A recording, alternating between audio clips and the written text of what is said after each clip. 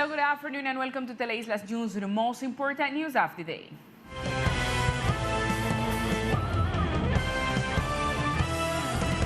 COVID-19 cases and deaths are increasing in the department. In the last few days, 4 people have been reported dead due to COVID-19. Here is the local report.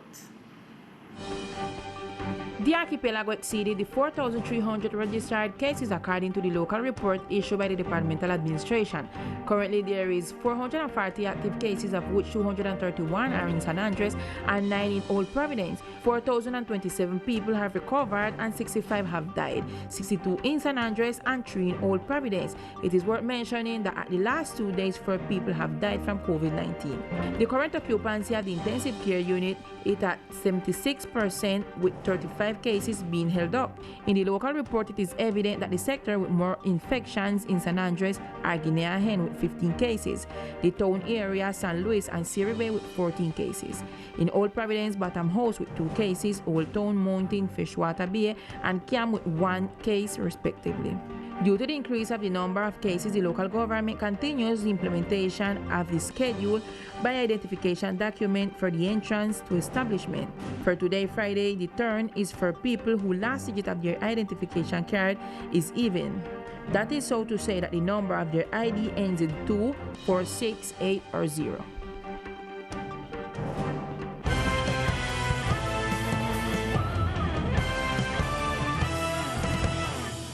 The manager of the Social Safety Enterprise issued an open letter to the community in which she expressed her condolences for the losses caused by the COVID-19 virus and also makes important announcements about the management of the entity. Good evening, Lisa and all the TV viewers. I say hello from here from the departmental hospital, because in the hours morning, Hilary Rodriguez, who is the manager of the S.S.E Departamental, sent a public letter to all the community, to all the people of our islands, telling us that they are very sorry about all the deaths that are happening right now through COVID-19. And also she mentioned that they are going to make so little different disposals to can make this hospital better to attend all the patients them who they go in. The different commitments that she mentioned in the letter, we went to tell them above. The first one is that because together with the departmental government headed by Everett Hawkins, they are working hand in hand with the Ministry of Health for the acquisition of equipment to install 5 new intensive care units. They expect that the equipment come today to the island so they can start use it. Also, in the hiring committee advance yesterday, May 13 in the morning, the acquisition of 10 beds was approved for the installation of the new intensive care units, another 5 ventilators and 10 additional monitors. Also, yesterday, an inspection was carried out by the technical personnel of the Minimisar company in order to review the gas production of the hospital center. The work is being done to correct also the damage to a hose in one of the plants due to the excess demand of oxygen on Sunday, May 9. Also, she mentioned that there is an open process for the quotation and purchase of an additional oxygen plant, which will be closed within a maximum period of 2 days. The installation and startup of the plant will be done as soon as it arrives at the archipelago. They are also making conversations with the EPS via Real Clinic to make a support agreement to share capacities and mitigate the needs of each institution. Today, they will receive from the EPS 8 beds from hospitalization on loan. And on Wednesday, May 12, a free support agreement was formalized with the National University of Colombia in order to provide support through the figure of telesupport or tele-expertise to the health personnel of the critical care unit who they attend all the COVID patients right now. The idea of this letter is to tell all the people then that it's very important to keep together and to remember, say right now the COVID-19 is in one of the peak and we are facing one of the hardest part of this pandemic right now in our island. This is the information I report from here from the departmental hospital. Continue Lisa in studio with more information. Thank you, Alice. And in other news, the National Police captured another of the criminals who appear on the most wanted cartel list in the department. Alias Cavenagui, who is part of the cartel of the most wanted of the department, was captured in the sector of Magdalena Hill. Colonel Maria Elena Gomez Mendez expanded this information. El grupo de operaciones especiales. The Special Operations Group of the Police Department has captured today Alias Cavenagui, a person who had been committing crimes, who had been extorting, and thanks to the joint work of the Judicial Police Intelligence, we were able to collect enough evidentiary material that allowed us to obtain the arrest warrant, and today it is being carried out by the GOES group, and of course they have the support of the personnel that are on guard in the neighborhood. On the other hand, the colonel explained that 2 policemen were injured in the middle of the operation. no solo se logra la captura, sino también se logra neutralizar. Not only the capture was achieved, but also the neutralization of an area that they wanted to control and use against the policemen as a result of the work they were carrying out. Unfortunately, 2 policemen were injured, but the most important thing is that the capture was achieved, another positive result for the department. Alias Cavenagui was handed over to the prosecutor's office for his respective trial.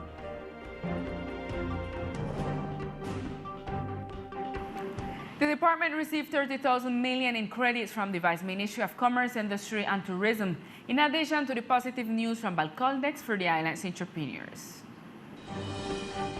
The Vice Minister of Business Development explained the alliance with Balcoldex that benefited more than 300 companies affected by hurricanes Eta and Iota. More than 400 companies affected by the hurricanes in the month of November have been accompanied through Balcoldex rediscount credit and through backing from the National Guarantee Fund for up to 90% of these credits, which has allowed us to reach 82% of the entrepreneurs, which are micro, small, medium and large companies. On the other hand, the president of Balcoldex, Javier Díaz Fajardo, explained that for Old Providence, a project for credits called Providencia Adelante was also created. San Andres Adelante, which is the one we have been talking about, covers both San Andres and Old Providence, and we also mentioned a line called Providencia Adelante that has a quota of 7,000 million pesos. It has already disbursed operation for more than 500 million pesos. It started later, but it is aimed at covering micro entrepreneurs on the island of Old Providence. It is worth mentioning that there is a quota of 5,000 million pesos that are destined for those businessmen or micro entrepreneurs who wish to be benefited. And students in the country have been 16 days without receiving classes from teachers due to the national strike that began last April. The Teachers Union of the Archipelago made a statement of the situation. The teachers of the archipelago, who since April 28 joined the national strike against the tax reform, continue to cease their activities. For the last 16 days, the students of the archipelago and the country have not been receiving classes. The president of S.S.E, Alden Williams, made a statement on the continuity of the strike.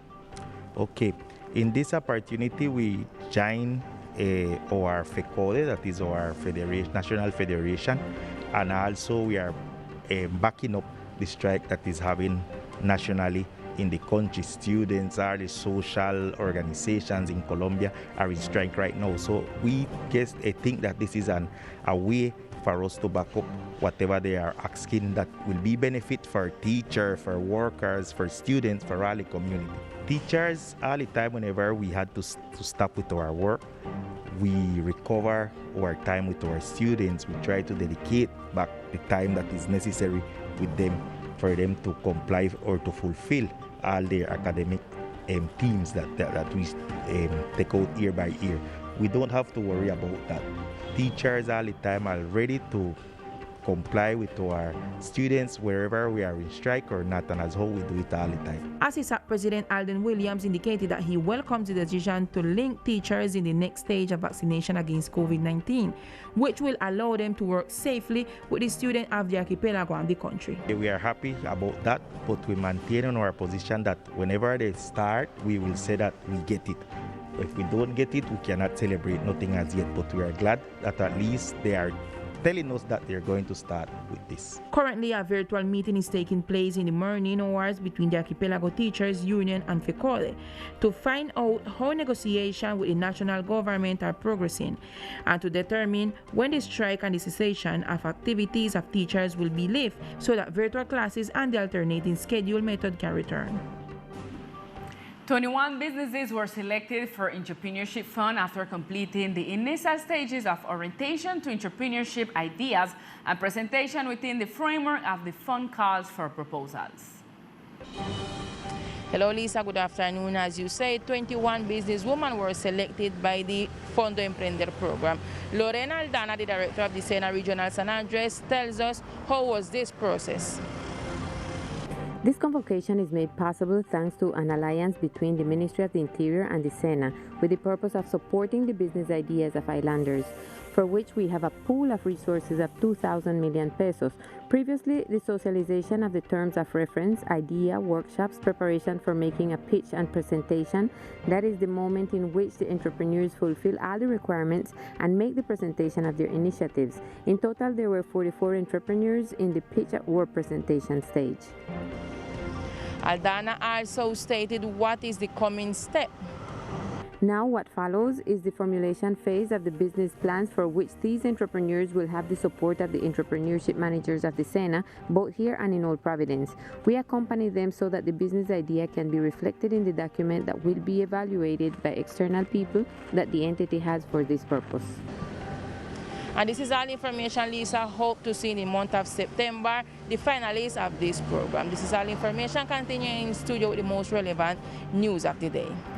Thank you, Silveta. Now let's go to know other facts that are making news in our brief news sections of today.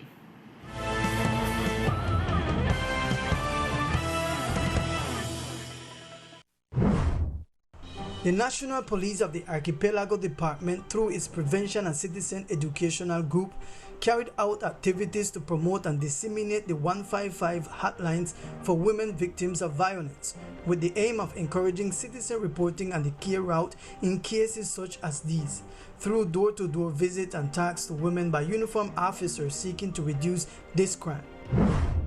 The Governor Everett Harkins received in his office the members of the Raizal Council with the aim of discussing aspects of rights for the ethnic community of the island territory. In addition, the proposal of projects that seek to position the culture and tradition of the community as a fundamental axis for the development of the Archipelago Department. Colombians continue to stand out internationally. In this case, the scientist from Cali, Héctor Hugo Caicedo Angulo, who graduated from the School of Electrical and Electronic Engineering of the Universidad del Valle and received his PhD in Bioengineering and Biotechnology from the University of Illinois. And now he is a postdoctoral fellow at Harvard University, enjoying a great career in the American and European biopharmaceutical industry. He visited the Archipelago Department, where he learned firsthand about the COVID-19 situation on the island and the advances in the vaccination states against the virus.